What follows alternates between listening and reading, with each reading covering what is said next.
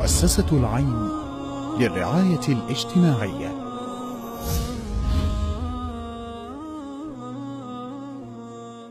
هذول انزفوا وزفت عروس، ترى مات نمر هالهلت فوقه. أمني هالهلت والمستشفى الكاظمية كله يبكي علي وأنا ما طلعت دمعة. قلت أمانة ابني ما أخونها، واحمد الله واشكره على وعدي. جدتي أخته على 40، هي وولدها، صورت القبر، قبور الشهداء مال المنظمة، رجعت قربوها السيطرة، هي وولدها 2 قتلوهم، وهم لا وصلتهم بعد ولا هم يقدرون يصلوني. صاروا 8 شهدائي، واحمد الله واشكر. الله يديم المرجعية، الله يديم النشام الابطال. هذولا اني ترى بال2005 تحديت الارهاب ومطلوبه اصلا، غادي مغير زي وامشي بين الناس. انا تحديتهم مع الوالذيب، كان اخويا وبعد ولدي 2 مستشهدين. قلت لهم ان كانكم زلف تعالوا مقابل، لا تجون غدر، مع احترامي لهالوجوه، ترى بس الكلب يغدر. غدارين وكلاب، وسووهم جردان ودوس على رؤوسهم وحطوا ورايا.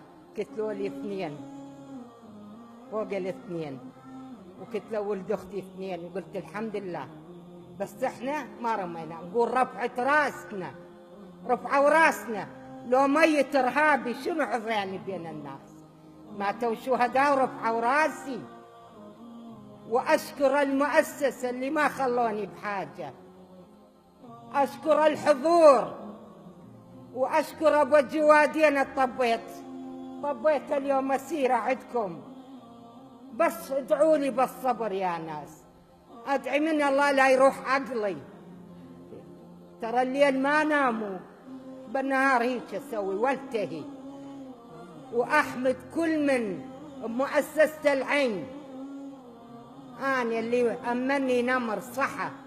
جت وزيرة الصحة اللي هي عديلة قالت هذا شيء كلش، فتت عليها جوا. قلت لها هذا ابني، دق الخريطة على صدره، قلت لها هذا ابني وهذا 5 واحد. أخذت لي صور يمها، قالت شنو موقفك؟ قلت لها موقفي رفع راسي، رفع راسي ابني. هذا لو ميت إرهابي بعد 7 أشهر تظل طمغة على وجوههم سود. الحمد لله، لا تبكن، هذول شهداء وراحوا على رب كريم.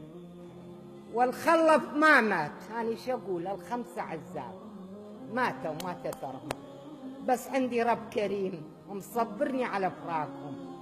وأني أشكر الحضور وأشكر المؤسسة اللي ما تعبوني، والله جابوا لي الحق لي عندي الحمد لله. وأني ما غريبة ببلدي، تأثرت من بلدي ببلدي، واحمد الله واشكره. ولي يا رب ما ينساني، واشكر هالوجوه الحلوة كلها.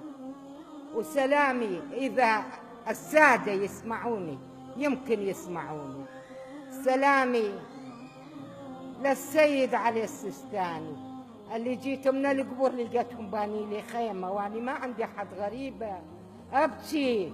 دفنت ابني زفيته هلهل الدرب كله، قالوا راح عقله. قلت لهم والله ما بي شيء، بس امانتنا 100.